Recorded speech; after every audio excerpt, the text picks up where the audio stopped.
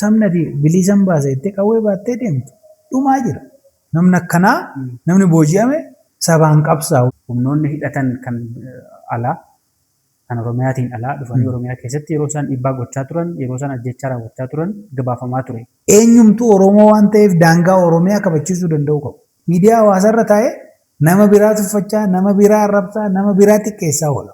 Rakkoo siyaasaa Itoophiyaa keessa jiru filannoon hin furu jedhanii kan amanan jiru. Filannoon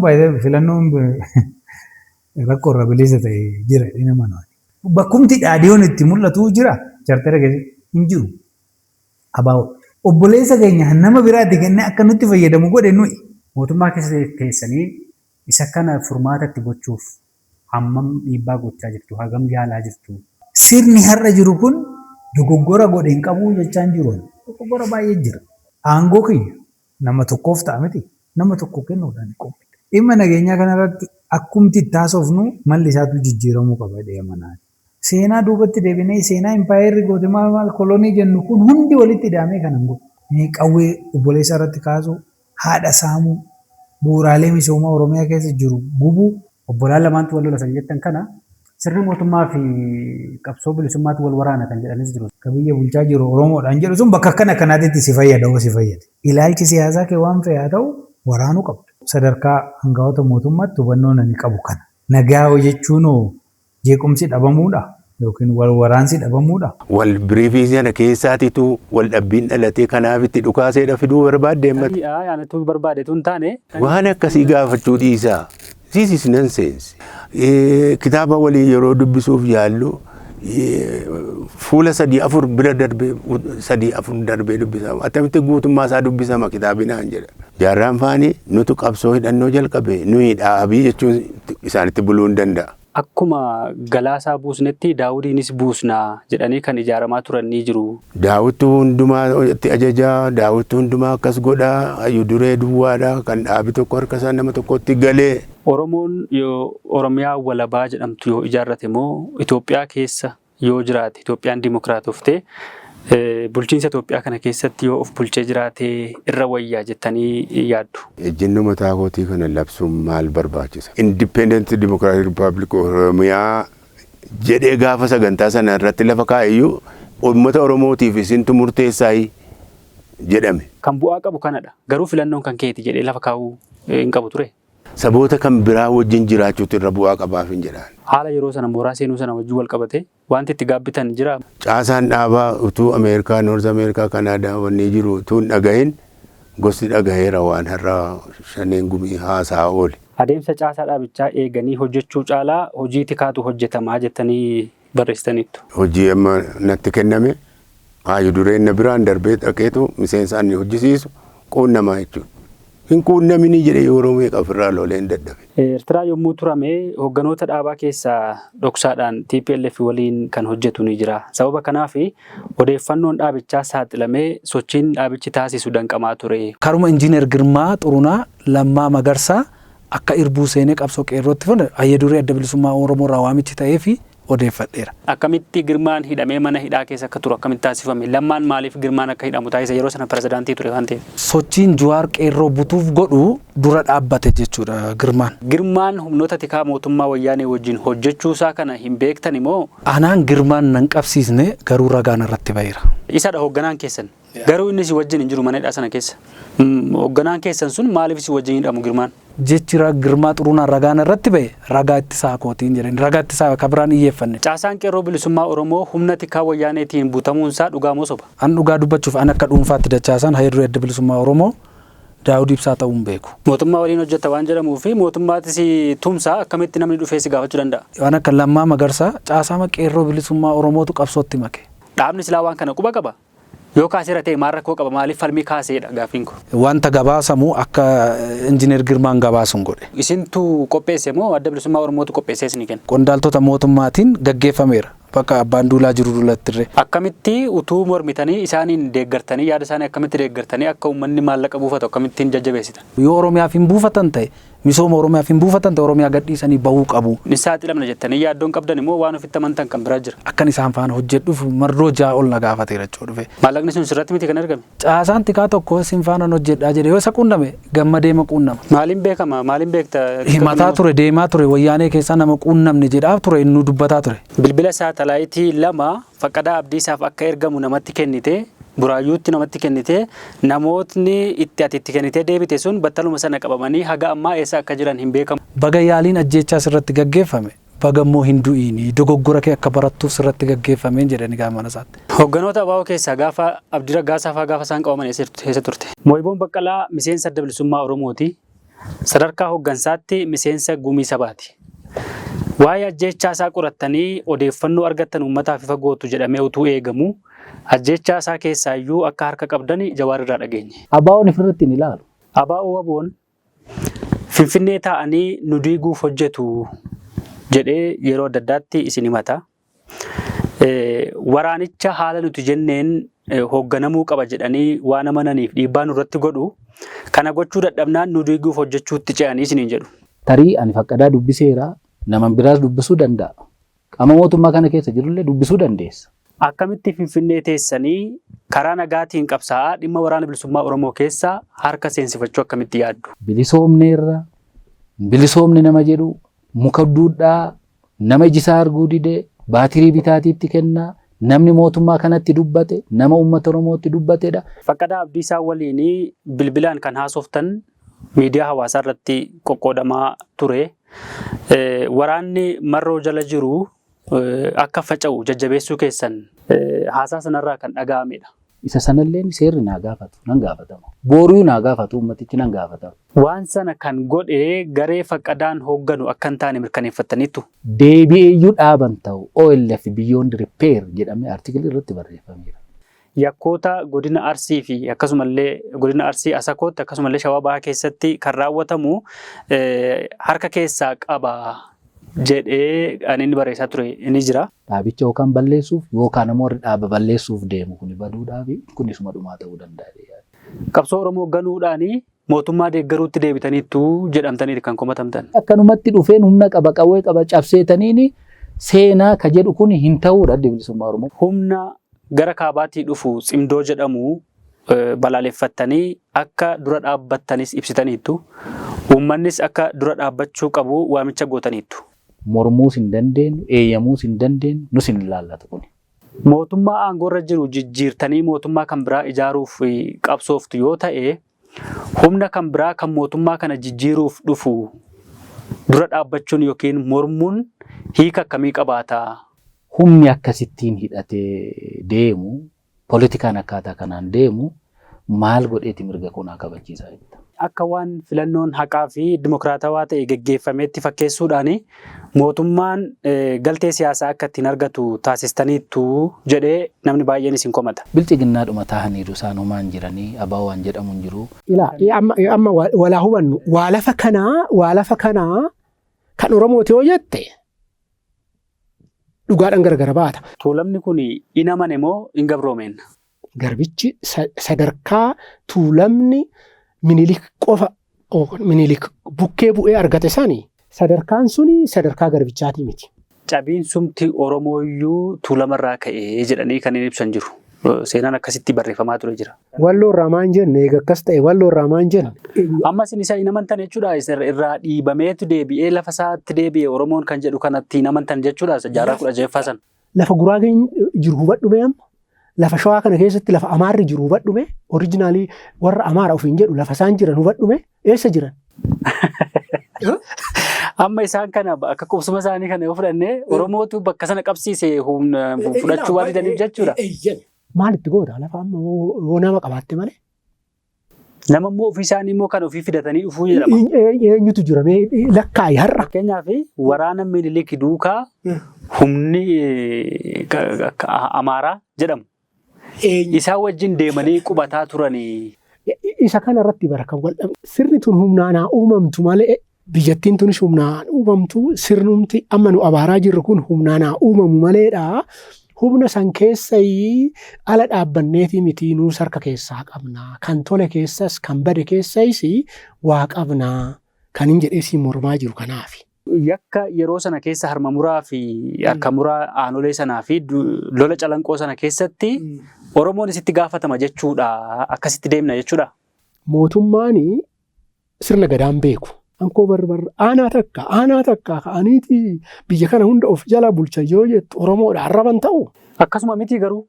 Akkasuma miti taateen sun ta'ee akkuma duguuggaa sanyiitti yookiin akkuma waan dhaloonni. Eenyutu duguuga.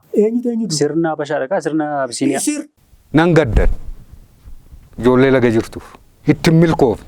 Ajajaa olaanaa Abaa'uu Waboonii Marroo Dirribaa dirreerraa ka'ee Tanzaaniyaa deemee araaraaf fedhii guddaa akka qabu agarsiiseera.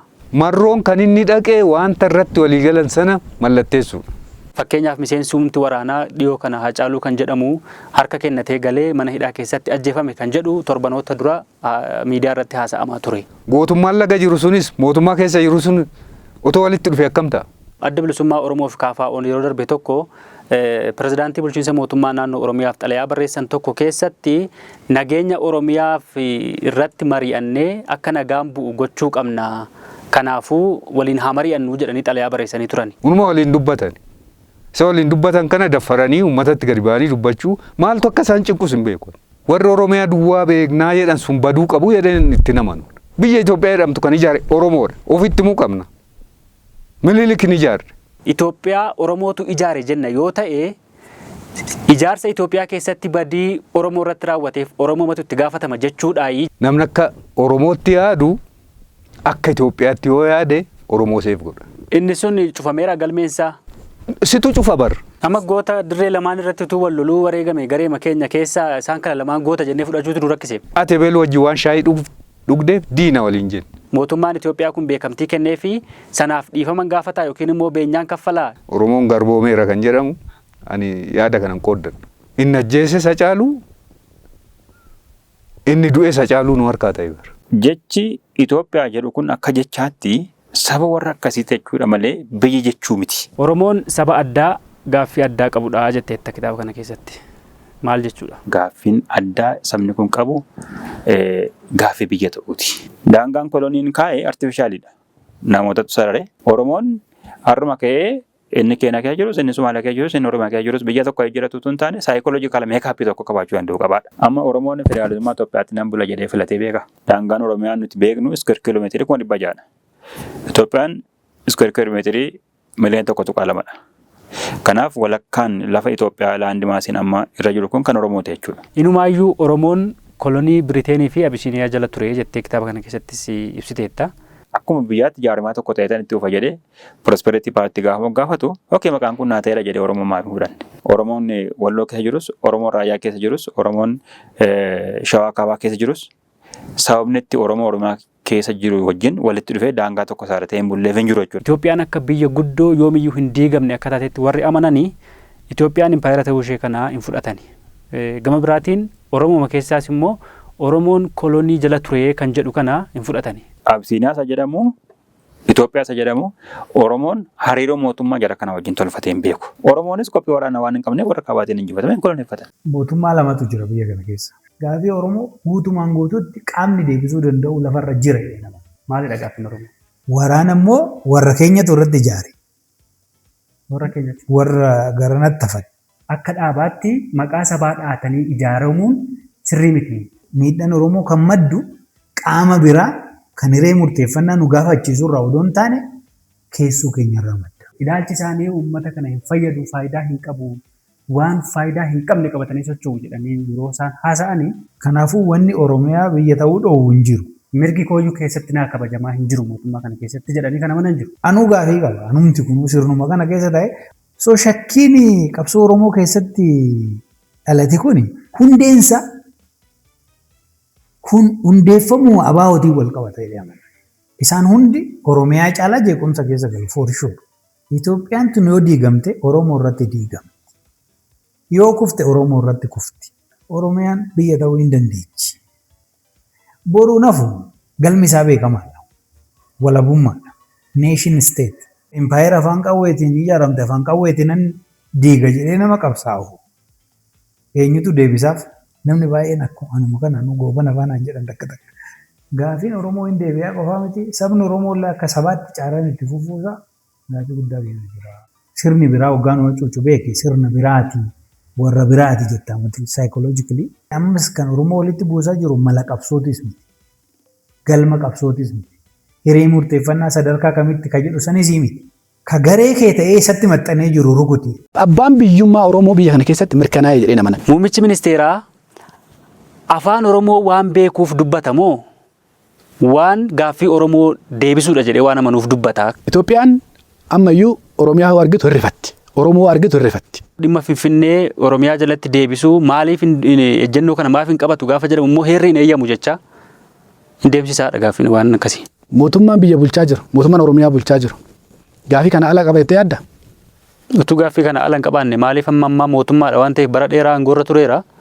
Maaliif deebii kana deebisuu maaf dadhabe? Oromoon mirga isaa guutumatti argachuu kan danda'u, eenyummaa isaa calaqqeessifachuu kan danda'u, qabeenya isaatti sirriitti fayyadamuu kan danda'u, lafa isaa tikfachuu kan danda'u yoo biyya walabaa qabaate duwwaadha. Maaliif gaaffii Oromoo kana gaafa kaasnu waa'ee muummicha ministeeraa Oromoo ta'uu isaa maaliif isa ilaalcha keessa maaf gashina? Humni siyaasaa Oromoo amma jiru keessa humni Oromiyaan bilisa baase jedhee hojjechaa jiru inuma hin jirre jedhee naman. Addi bilisummaa Oromoo kanaaf hojjechaa akka jiru himeera. Addi bilisummaa Oromoo kanaaf hojjechaa jira hoo jedhe ani amanuu hin danda'u. Sababni filannoo biyya kanaa keessatti hirmaachaa jira. Filannoo irrattis kan inni kaasee warri falmaa ture kan isaan kaasanii biyya walabaa ijaarrachuu jedhanii yeroo isaan dubbatan dhagahamaa tureera. ABO'n heera mootummaa amma jiru kana qabatee itti amaneet filannoo biyya kanaa keessatti hirmaachaa jira. Heerri hin eeyyama ka. Heerri maaltu kan jedhu maal eeyyama? Amma biyya ijaarrachuutti kan jedhu jira. Naagalee jira. Jechuun heera mootummaa keessatti eeyyamamee jira. Hiree murteeffannaa sun waan uummanni murteeffatu ta'a yoo ta'e uummanni kun biyya walabaa ijaarrachuu murteeffachuu hin danda'u. Biyya Itoophiyaa kana keessatti hammatamuu ture gaaffiin Oromoo jedhee yaada. Amma gaaffiin biyya ta'uu sun xumurameera jettee amantaa?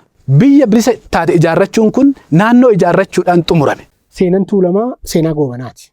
Ilaalchi biyya walabaa Oromiyaa ijaaruu jedhu kuni ilaalcha Oromoota maccaati malee kan warra giddugaleessaa yookiin kan warra bahaa miti jettaniiti kan isin barreessitan. Mootota gibee caalaa uummata isaanii tan garboomsee jira. Itoophiyaa fi Oromoo kana walitti araarsuuf yaalii goonu kana keessatti Oromoo gidduutti immoo madaa kan biraa uumaa hin jirru kan jedhudha gaaffiin kun. ABO'n rakkateeti ishii kana gatuu dadhabe. Oromoota Tuulamaatu dhaqee Arsii irratti lola lollee isaanii miidhaa kana irra geessise yoo jenne maal qabaatee dhufa? Walqixxummaadha qabsaa'uu odoo qabu fottoqee tan biyya uuma jedhee yoo ka'u of xiqqeesse jedhee tan ilaala. Eessatti jedhame garuu waan akkasii kun jira.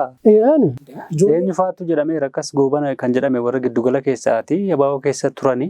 Maalumaaf yaa'ilee fiidaa kan ABO ta'uu dadhabe. Sirni kun kan Oromoos ta'uu danda'a yoo ta'e tokko maaliif wanti Oromoo fakkaatu keessa hin jiru jalqaba gaafa hundeeffamtu Itoophiyaan. Akii odoo Oromiyaa Riippaabilikiin successful ta'ee uumamee jiraate har'a akkatti naasofnu ta'a maaltu beeka.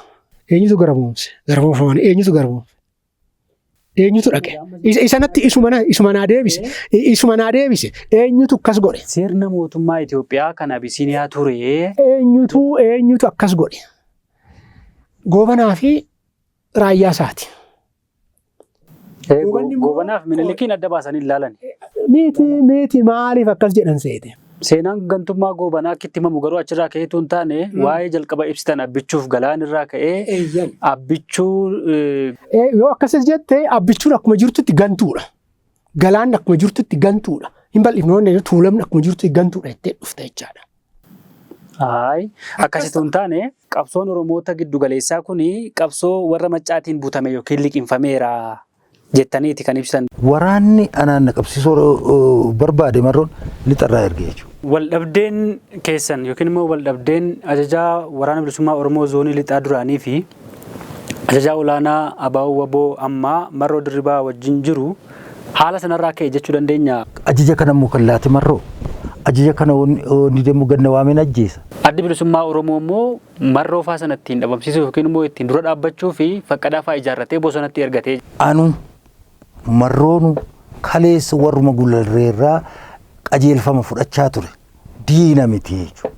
Akkamitti kan waraanni bilisummaa Oromoo qabee si hidhe sun yeroo sana? Eenyu naan jedhee mana bilbila ana Marroo na bilbila. Maan na barbaaddee sana barbaaddaa jedhee jechuudha. Amma dhiirri reefu wal bartiiti yeroo xiqqoof gaara abbaa seenaatitti wal argine garachitti deebitanaan jedhee. Deebii akka sana deebisuu kee maaliif barbaachise toleettanii waliin itti fufuu hin dandeessan turedha. Yeroon keenya geessetti yeroon tarkaanfii fudhannu. Waraanuma bilisummaa Oromoo kanuma duraan marroo jalatti hoogganamaa ture sanatti maakam ta'e. Ibsuun amma barbaachisu ibsuun barbaadu malee odeeffannoo isa gahaa nan qaba. Erga akkasitti yaadda ta'e akkamitti caasaa inni hoogganu jalatti dhattee jaarmiyaa sanatti makamtee akkamitti qabsoo gaggeessuuf murteessite yeroo booda isarraa shakkii qabaatte. Jarittiin xollaayii tokko dhuftee jirti ufee gadu qawwee keessirraa fudhatu wal bira teenya. Aangoo sana fudhachuun nama laayitee yaaddatu ta'e yeroo sana jechuun aangoo sanaa fi tarii wal dhabbeen. Namni na bobbaasis hin jiru namni qajeelfaman itti laates hin jiru. Yoo jiraate immoo ani jiraa'ee. Inni akkamitti raawwatan opereeshinii sana? Ati dhiifama gaafattee ta'uu danda'a garuu dhiifama gaafanne waan ta'eef sinnan ilaallatu jedhe sallee. Addis Ababaa akka baagidaarii gochuudhaa fi waan jedhu ergamni hin jiru. Warra koree teeknikaa keessaa kallattiidhaan eenyuun qunnamte turte yeroos?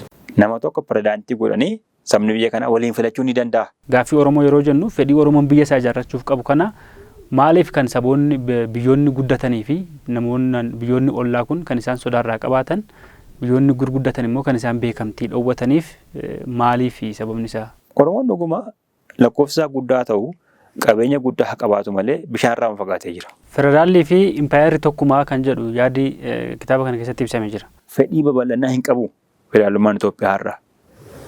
Fedhii agireeshinii hin qabu federaalummaa Itoophiyaa har'aa.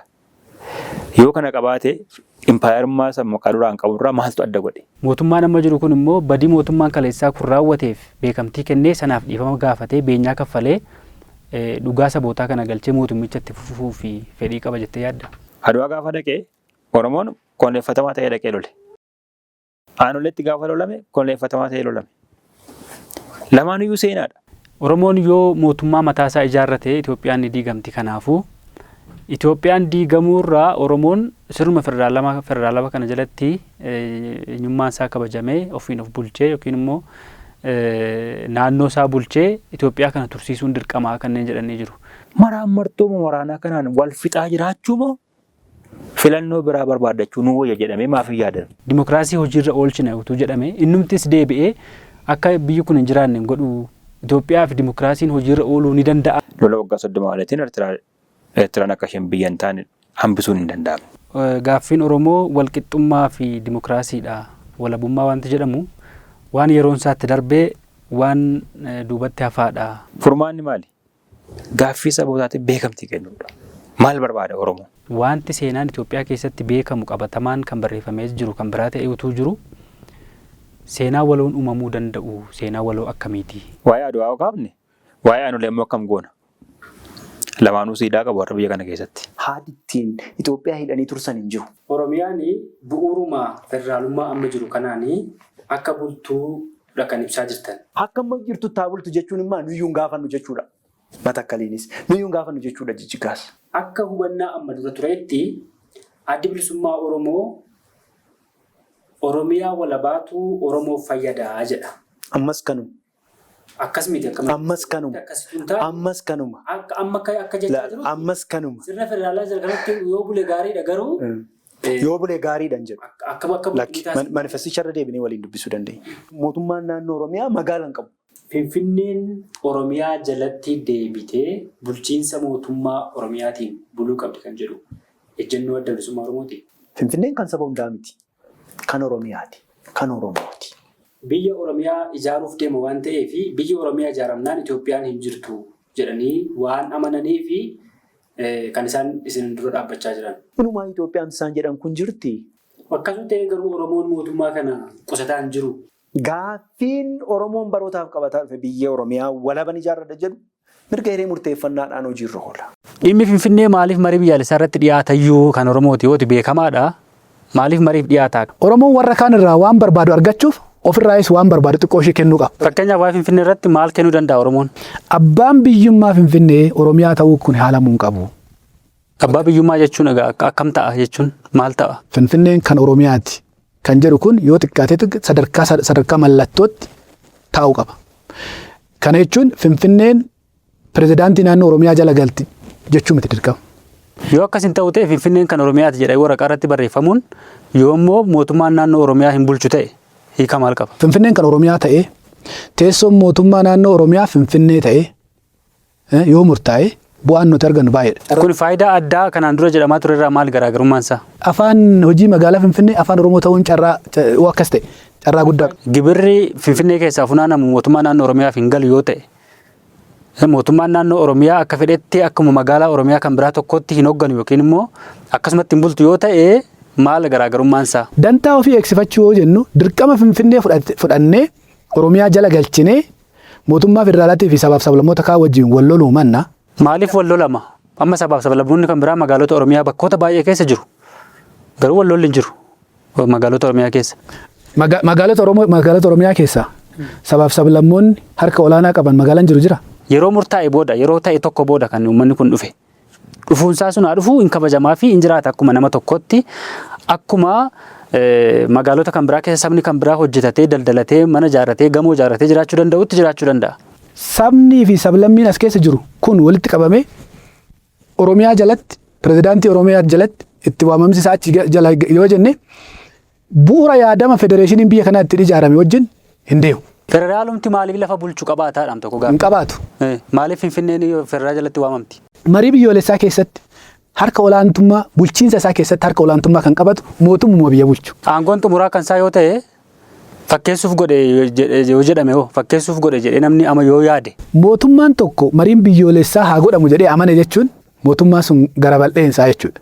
Amanuumaan mootummaan kun komishinicha sun hundeesseera waan ta'eefi baajata kan hundas itti baaseera waan ta'eefi waan hin taane hin hojjetu jennee amannee itti deemna moo mootummaan amanteedhaan hojjetti ni hiika. Itoophiyaan yeroo ijaaramtu Oromoon miidhaa gurguddaan irra ga'aa waan tureef miidhaan sunis immoo caba seenaati jedhamee hagammaattis waan himamuu fi marii biyyaalessaa kana keessatti cabni sun akkamitti sirreeffamee Oromoon Itoophiyaan kan kooti jedhee amanee itti fufuu danda'a dhagaafiin kun. Kanaaf Oromoon miidhaa isarra ga'eef araara beenyaa gaafachuu qaba, gumaa gaafachuu qaba. Beenyaa kana eenyuun gaafannaa, gumaa kana eenyuun gaafannaa, araarri sun akkamitti ta'a? Seenaa keessatti Oromoo Arsii irratti yakki raawwatee jira jedhamee barraa'ee yakki sun mootummaa Itoophiyaatiin dhiifama gaafatamee jira jedhamee yeroo gara fuulduraatti barraa'a. Tuulamni toora kanarraa buqqa'e Finfinnee irraa buqqa'e buqqa'uu isaa kan agarsiisu siidaan yoo dhaabbate akka beenyaatti fudhatamu. Kana booda waan ta'uuf Oromoon sadarkaan inni akka isteetitti gaafatamu hin jiraata. Daawidii fi Mararaa fi Shimallis wajjin taa'uu isaatti otoo arganii immoo biyyi lafti badde qabsoon badde. Waraana giddugalaa irratti maaliif xiyyeeffatan Jeneraal Hayiluun? Ijoollee kibba jirtuu fi ijoollee lixa jirtu nan beeka qaamaanis. Sanyii jedhamu qaamaan takka argee hin beeku. Amma isa kana waanuma mana bunaatti yookiin immoo bakkuma nama argitan wayiitti haasoftaniif yaadi kun fudhatamee hojiirra oole jechuun nama rakkisa. Nama waan marroon baateenii deemurraa mormii hin qabu. Warra dirree daagalii kana keessa namoonni hidhamanii himanni itti banamee itti murtaa'ee mana hidhaa jiran jiru. Isaan kun warra sanyii wajjin dhufee miti. Miilli raacitee qaama hir'uu ta'anii ammallee hawaasa keessa jiru daandiirra ta'anii kadhatu. Amma sirraa dhagayeera nan qulqulleeffadha yoo hanqinaa nu bira jiraate waan sirreeffachuun nurra jiraatu sirreessuuf mootummaan numaa rakkoo hin qabu. Humni kunii yookiin immoo gareen kunii obboleewwan gidduudhaa qawwee callisiisu yookiin immoo walajjeechaan akka dhaabbatu jedhamee erga ijaarame isaanumaafuu wabii ta'uu hin dandeenye. Chaalenjiin caasaa mootummaa biraa nu quunname chaalenjii miti. Isa qabsaa'uun hedekii ture. Haala akkasii kana keessatti Oromoon maal qabateeti kan mariif dhiyaatu? Finfinneen kan Oromooti. Bulchiinsi ishiitu Oromiyaa jala ta'uu qaba. Ijjannoon koo kana. Haayizoo zarraaf si duuba jirra. Itti cabsi goota koo jetteen wal caccabsee galachi. Yakkoota achi keessatti raawwatamaa ture sanaaf itti gaafatamummaa fudhachuudhaaf qophiidha. Gaafa magaalaa Agamsaa seename sanas walumaan seenne anillee keessa jira jechuudha. Walumaan lolle jechuudha. Amma maal irra jirta? Lafarra jira.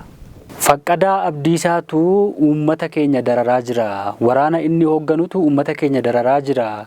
Waraana walitti maknaa waan jedhamu kaasan. Kaayyoo marroos kana. Waraana bilisummaa Oromoo kan marroo jala jiru facaasuun barbaachisaa akka ta'e dubbattu haasa sana keessatti. Tokkumaaf hin taanu inni malee biraa waa tokko waan simannu qabnu naan jedha. Eebbisarraa teessaa jechuudha. Waliin haasoftanii rakkoo keessan furattanii wal hubannaa uumuuf yaalii agamii taasiftanii maaliif milkaa'uu didi?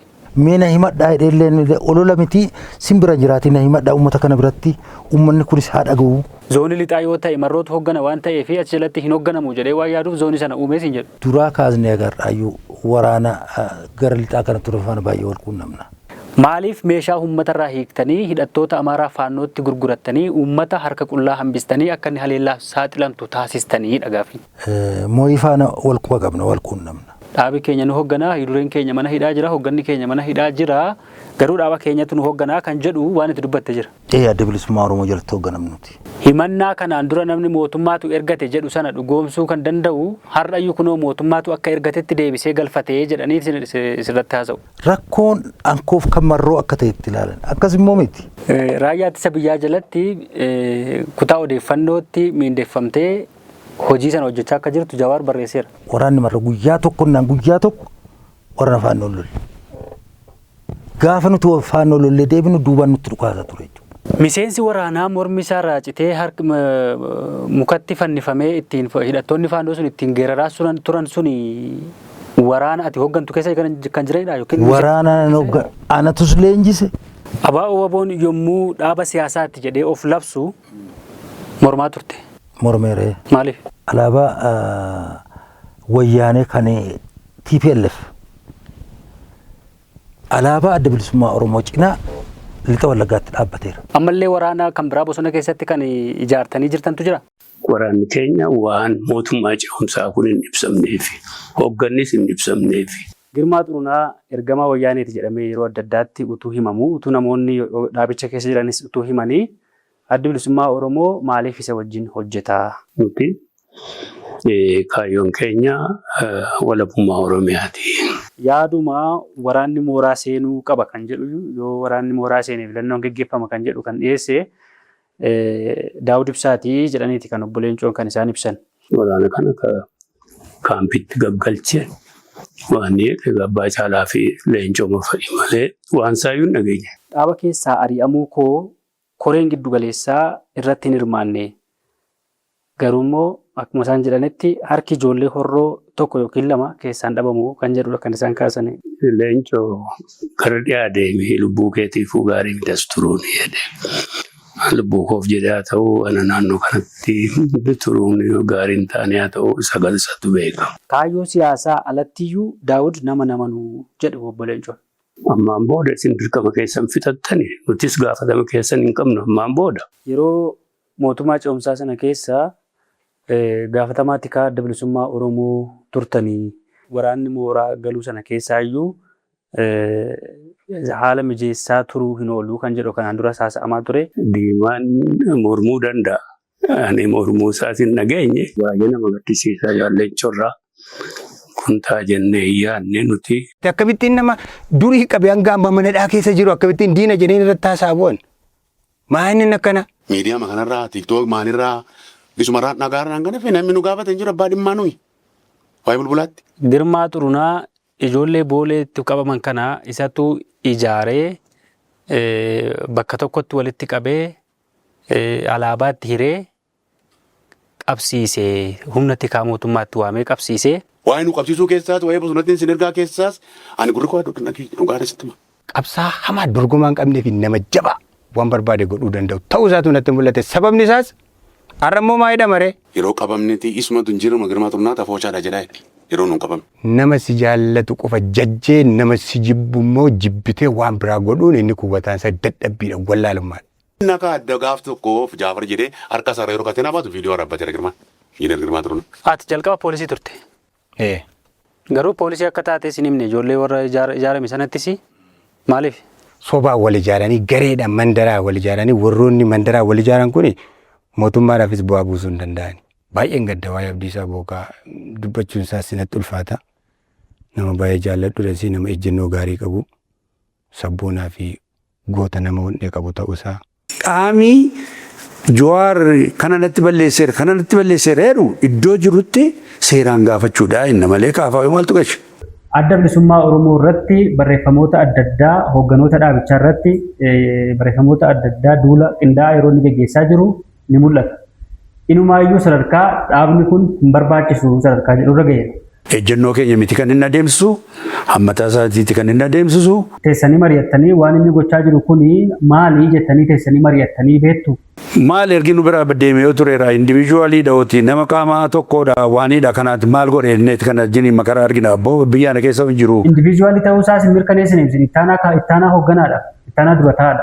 Haa ta'u kan maal qabareen. Miseensi keessan tokko disipiliinii dhaaba keessanii cabsee namoota kan biraatti yoo itti bu'e yoo arrabse yoo maqaa balleesse yookiin immoo jaarmiyaa tokko yookiin immoo dhaaba kan gita keessanii ta'e tokko yoo maqaa balleesse disipiliiniin keenya hin tuqamne jettanii maxxanistanii teessu. Kontiroolii makaanizimii goonee nama arrabsiteetta akkas nama gooteetta akkas nama gooteetta waan jennu qabnu. Addi bilisummaa Oromoo dhimma kanaa wajjin wal qabsiisee boordii filannoof xalayaa barreesseera. Boordiin filannoos immoo xalayaa isinii barreessee yookiin immoo kaafaa'uuf xalayaa barreessee deebiitti kennaa dhimma kanaa jedheera. Maalidha deebiin keessan? Iddoo danda'anitti gaafatu harree mirga isaaniitti erge bu'ee maal taanaan? Hariiroo keessan irratti dhiibbaan qabaate hin jiru. Mararaa fi Daawud yennaa wal lolanii kaafaa'uuf abaa'oon wal lolu jechuu miti. Gowwoomaniiru warri kaafaa'oo abaa'ootti gowwoomsee marii sana irratti akka isaan hirmaatan taasisee of bira qabee jedhanii kan gaasaan jiru. Yaada hundumtuu keessatti mari'ate keessatti nuyi maal nu goomsu ijoollee maaliiti quba keenya hoona maaliiti. Akkuma namni hunduu quba qabu humnoonni gara kaabaa jiran hariiroo uummatanii lolaaf qophaa'aa jiru. Mootummaanis immoo dura dhaabbachuuf yookiin immoo loluuf ofirraa loluuf waan qophaa'aa jiru fakkaata. Dhimma kanarratti kaafaa'uun ejjennoo isaan ibsine. Maali nuyi uummata kanaan ka'ii lolii jechuus hin dandeenyu. Lolli sun yoo kan hin oolle ta'e. Humni gara kaabaa jiru kun immoo yoo injifataa dhufe. Isin ejjennoon keessan maalidha? Akka hin duuneef hin baqanna jalaa. Paartii biyya bulchuu kanarraa garaagarummaan kaafaa'uun qabu maalidha? Isaanis kanuma ni jedhu waan ta'eef. Nagaa isaan biyyuun nagaadhaa. Lolli jiraachuu isaanis itti amanu. Lolli jiraachuu waan amananiif marii adda addaa yeroo adda addaatti marii araaraa taa'aa turanii. Warra waliin galle wajjin warra waliin taane wajjin teenyee yoo haasofne nagaaf hin naannan immoo. Yoo murtee amma isin sodaattan kun yoo hojiirra oole fakkeenyaaf Finfinnee qaama kan biraa yoo taate daangaan Oromiyaa akkasumatti yoo kan sarbamu ta'e yoo akkasumatti waan fedhii Oromoo sharafu kun yoo inni hojiirra oole tarii isin ittiin gaabbitanii utuu hirmaannee yaada keenya kennirra ta'e jettanii hin yaaddanii. Finfinneen Oromiyaa jalaa baatee qaama gara biraa taate taanaan rakkina guddaatu Oromoottis dhufa warra gara biraattis rakkina ta'a. Finfinneen namni keessummaa dhufee mana namarraa fudhatu maali? Itoophiyaa ta'ii jettee kaabbanattuu ifta'oo ta'e maal faayidaa qaba? Naa kanaatiif aniifati waliin gallu. Hiree ofii murteeffachuu jechuun biyya kotanii ijaarrachuu duwwaa miti. Koloneeffataan mootummaa Itoophiyaa akka ta'etti miti yeroo sana kan ibsaa turtan. Nus maaliif bilisa hin baanu? Erga kanatti hacuucamna ta'e. Deebi'anii dhaloota ammaa kanaa Itoophiyaan biyya keeti jedhanii fudhachiisuuf yookiin itti himuu fi seenessa qabsaa'onni gaafa 1960moota keessa uuman sanatu rakkoo fidee jedhaniiti kan kaasan. Koloniidhatuun ta'e Itoophiyaa kanaa bulchinaa keessa jirraa kan keenya jedhanii haasa'uu barbaachisa. Firamoo diina isiniif uume. Yuuziras nama gatii hin qabne waan sana qabsoo sana geetti. Isa dhumaa, isa gadaanaa. Karaa tokkoonii mootummaa wajjin wal mormaa. Karaa biraatiin immoo mormituu akka keessaniis immoo diina godhachaa haala sanaan deemuun keessan sirrii ture. Meeqa naannaa Daawudiif abbaan caalaa Shirii 60 naanna'an Itoophiyaa kana. Waan lamatu adda bilisummaa Oromoo keessa deemaa ture mirga qaba namni. Isa kana federeeshin maalii ta'uu qaba? Ani yaadan qabaa maalii? Yaada qabaachuun isaa gaariidha. Yaada qabatanii dhufanii dhiyeessuu danda'u. Leenco keessattuu leenco. Yeroo kun yeroo itti biyya haaraa ijaaran osoo hin taane biyyi addunyaan gara tokkotti yeroo dhufaa jirtudha jedhanii hin kaasu. Waan atitti qoostee waan baasu miti maalii warteetti warra nama tokkee maalii jettuu miti. Walabummaa Oromiyaa fi Itoophiyaa keessatti daangeffamanii turuu jedhu kanarratti immoo isin maal jettu? Oromiyaan isteetii mataa ishee ijaarrachuu qabdi. Waan girmaa turne maaliif kaasa leencoo? Daawud ofii isaatiifuu ergamaa wayyaaneetti namoonni jedhan jiru. Kun hojii qabsooti waan ajaa'iba ta'e haasa'amus itti fakkaatu. Adda bilisummaa Oromoo qabsoo hidhannoo barbaachisaa miti. Hin baasu jedhee labsee Leencoo walumaa gala I'm sorry to say erga London conference dhaqee deebi'ee nama addaatu nutti deebi'e. Ani akka nam tokkotti haasaa akka dhaabaatti miti jedhanii bira taa'e. Ka girmaa turanaa garuu ragaadhaan namni kunoo kana hojjetee jedhee namni dhaabatti dhiyeesse namni tokko. Abaa'oo jechuun Daawud jechuudha. akka jechuu ta'ee jedhanii ibsanii koree hojii raawwachiiftuu qaba garuu koreen hojii raawwachiiftuu sun hin hojjetu. Dhaabicha jiraachisuu fi dhaabicha tiksuun dirqama. Dhaaba keessaa ari'amuu koo koreen giddu galeessaa irratti hin hirmaanne. Garuu immoo akkuma isaan jedhanitti harki ijoollee horroo tokko yookiin lama keessaan dhabamu kan jedhudha kan isaan kaasanii. Gurbaan caalaa suspending goonee egaa garaasaa keessaa ta'u hin ta'in sanboota maalinaa isaalee maqaa kanarratti walloose Itoophiyaa akka jedhutti galchitan malee keessaa bahee kan murteesses kan ibsa baases akka baanu leencoo diima warra turan malee ani keessa jiru. Daawud afaan lama dubbachaa itti fufuu hin dandeessu jedhee na ari'ee jedhanii ibsa. Kan leencoo dhiisee akka ta'een sitti maa jira. Kaayyoo siyaasaa alattiyyuu Daawud nama namanuu jedhu obbo Leencoon. Yoo namni biraa barreesseeraa fi ta'e malee leencos kana jedha ta'ee hin beeku. Nu biraa utaalee dhaqee bal'inni mallis wajjin organizations are distinct. Individuals are mobile. Namooti sun waan adda bilisummaa Oromoo fuuldura dhaabbatanii adda bilisummaa Oromoo morman fakkaata gaafa waltajjiiratti waliin morman. Isaan Oromoodha mormaa jiru. Inni naan mormu millik ta'eeti. Kanuma mormaa jiru Itoophiyaadha. Sirna Itoophiyaadha. Jijjigaan ergisa deemee hafe. Ni deebi'a. Teessuma lafa Oromoo iskeer kiiloomeetirii 600 ture. Anarra garuu 354 ta'e kana bakka isaatti deebisuu kan qabu seera dila addunyaatti. Murtii abaaboon fudhatudha. Kan kaafaawwan fudhatus kanuma isaaniidha. Erga sochii filannoo kanatti seentanii dhiibbaan isinirratti taasifamu yookiin immoo danqaan karaa addaatiin isinirratti taasifamu jira erga sochii hedduu jira. Qabsoo bilisummaa Oromoo keessatti namni du'aa nama waalaadhaan kan adda bilisummaa Oromoo qabsootti fufsiisee irraan nu geessise. Maaliif kan paartiilee morkattootaa kan isin waliin wal morkatanii paartii ijaaruuf yookiin immoo mootummaa ijaaruuf mootummaa aangoorra jiru paartii aangoorra jiru gaaffii gaafachuu yookiin isarratti dhiibbaa gochuu caalaa kan isaan adda bilisummaa Oromoo irratti dhiibbaa godhaniif maaliif? Abbaan koo biyya kana ijaareera. Lukaaf luqqeettuun biyya kanaa abbaa kooti warra jedhanii jiru. Garuu abbaan isaanii immoo hin beekamu beeku. Wanti amma nama iyyisiisaa jiru tokko isa kana. Warri guullallee qulqulloon baqadhaa jedhe. Feesbuukuma isarratti. Eenyutu akka ajjeese qorattanii irra geessaniitu akka dhaabaatti maarra geessan waa'ee ajjecha isaasin waan namoonni jedhaniin alatti. Hin beeku namni hin beeku isuma Jawaar jedhe kanadha. Basaasummaa adda bilisummaa Oromoo keessa jiru kan inni mootummaa wajjin qaamota mootummaa wajjin hojjetutu ka qabsichi hin tarkaanfanne taasisa. Abaaboo dhumatu miseensota isaa ajjeese waan ta'eef hin dhumattuu baqadhaadha warra kaaniin immoo argitaati. Wal beekna waan ta'eef nuti dabala jentii jedhamu kana keessa adda bilisummaa Oromoo keessa hin jiru jettanii himuu dandeessu. Kuni maqaa dhahame kuni abaaboon haga beekutti hin jiru. Moyboonis namooti kan biraas ka ajjeefamanii amaanis ta'uu danda'a. Naman biraas ta'uu danda'a.